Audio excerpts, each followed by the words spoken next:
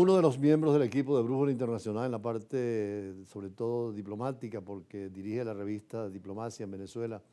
y además colabora en nuestros programas, es Dylan Pereira, quien se encuentra en Lisboa, en Portugal. Y es importante escuchar también los comentarios en la perspectiva europea, sobre todo con la nota que empezábamos hoy de las elecciones en Estados Unidos. El licenciado Pereira, ¿qué opina de las elecciones de Estados Unidos y sobre todo después las impresiones del debate de anoche entre Trump y la candidata Harris?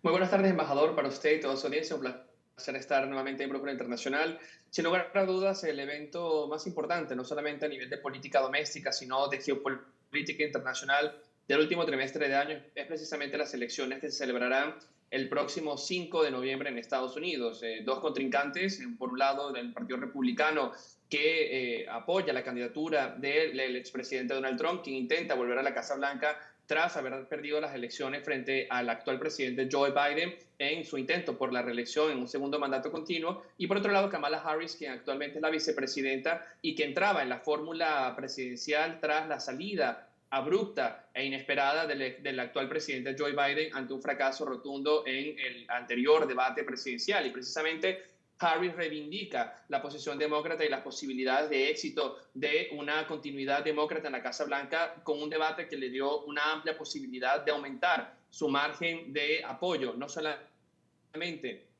entre el electorado demócrata, sino también con votantes independientes que, a pesar de todos los sondeos, serán determinantes en el resultado de las próximas elecciones. Vimos dos perfiles absolutamente contradictorios. Por un lado, Donald Trump reivindicando las victorias económicas durante su administración en el año 2020 y un gran ataque sistemático ante la actual situación económica del país bajo el mandato de Biden y con una visión de política externa muy diferente frente a la demócrata. Y vimos una Kamala Harris apuntando hacia la moderación, hacia el reencuentro de todos los estadounidenses, gobernar para todos y mantener una figura de Estados Unidos en la política internacional activa y protagónica en temas tan importantes como la guerra en Ucrania o la situación en Gaza. El papel de los debates, tú que estás en Europa, también es fundamental en todas las campañas electorales y esa confrontación de ideas es interesante porque puede exponerse el proyecto político, ideológico de cada uno y las reacciones frente a temas variados, como es el caso de Estados Unidos, los inmigrantes, el tema del aborto,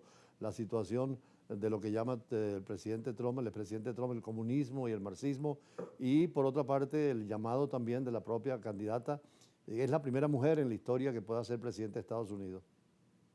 Sin lugar a dudas, embajador, es un proceso electoral marcado por varios hitos históricos, entre ellos la posibilidad de la primera mujer presidenta de Estados Unidos, y no solamente eso, sino perteneciente a la comunidad negra de Estados Unidos, que ya había marcado un importante hito cuando fue electo el expresidente Barack Obama y que abre estas posibilidades de representación y pluralidad de una sociedad estadounidense que se ha transformado, que es mucho más equitativa y que busca por la reivindicación de las comunidades ampliamente vulneradas históricamente en Estados Unidos. Sin lugar a dudas, creo que es un debate que ha aumentado el nivel en el debate político estadounidense, más allá de meros ataques personales, como había sido el debate anterior entre Biden y el expresidente Trump. Vimos un debate que nos daba a entrever algunas líneas de política, no solamente doméstica, como es el caso del aborto,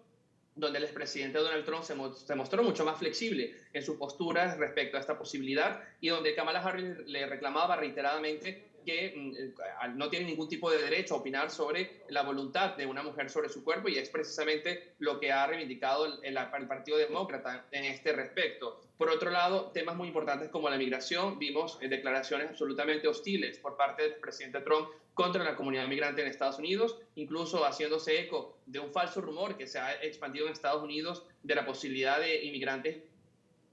ilegales haitianos en ciudades como Springfield, en Ohio, que estarían comiendo mascotas de los estadounidenses, algo que fue objeto de burla por parte de Harris, pero también de un gran reproche por parte de los medios de comunicación en Estados Unidos. Y además un tema muy importante como la política externa. Harris ha reivindicado no solamente las actuaciones de la administración Biden en temas como Afganistán, que intentó ser uno de los grandes ataques de Trump contra Harris en el debate, sino también la necesidad imperiosa de mantener la ayuda militar y económica financiera a Kiev, a Ucrania, ante la guerra de agresión de Rusia contra Ucrania, que se desataba a gran escala en el año 2021, mientras que Trump titubeaba y apuntaba hacia un fin de la guerra y unas capacidades diplomáticas como lo tuvo en el pasado. Ahora bien, es un debate que va a abrir la posibilidad de ampliar las encuestas, del movimiento de las encuestas, y que podrían cambiar a favor de Harris el próximo resultado del 5 de noviembre. Ahora, para entender el sistema electoral hay que ver la parte constitucional.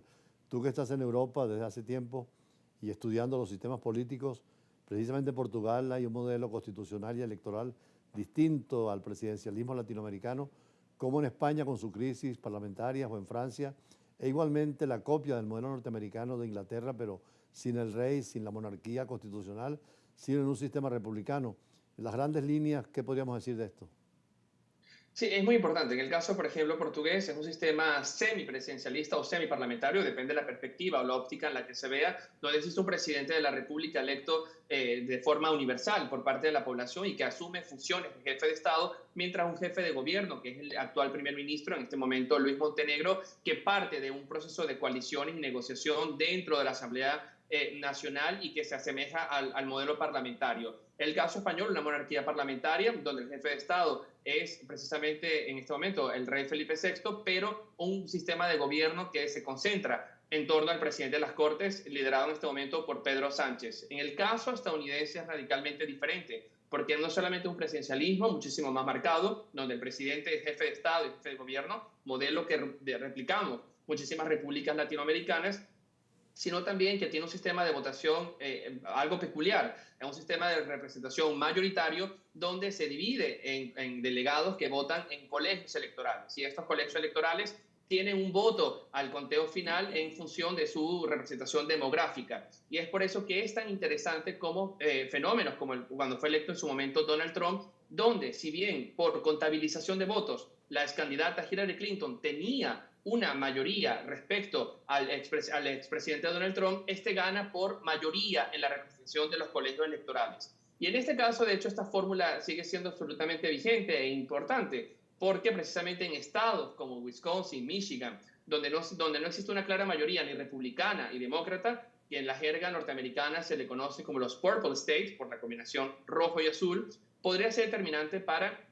no solamente tener una mayoría clara en la contabilidad de votos, sino también en este sistema de colegios electorales que ha sido significativo en los procesos electorales de los últimos años en Estados Unidos. Dylan Pereira desde Portugal, vamos a un corte y seguimos hablando de otros temas, por ejemplo, la visita del Papa al Extremo Oriente, sobre todo con la incidencia de Portugal en la zona por el caso de Timor Oriental, donde hay una presencia cristiana muy importante. Ya regresamos.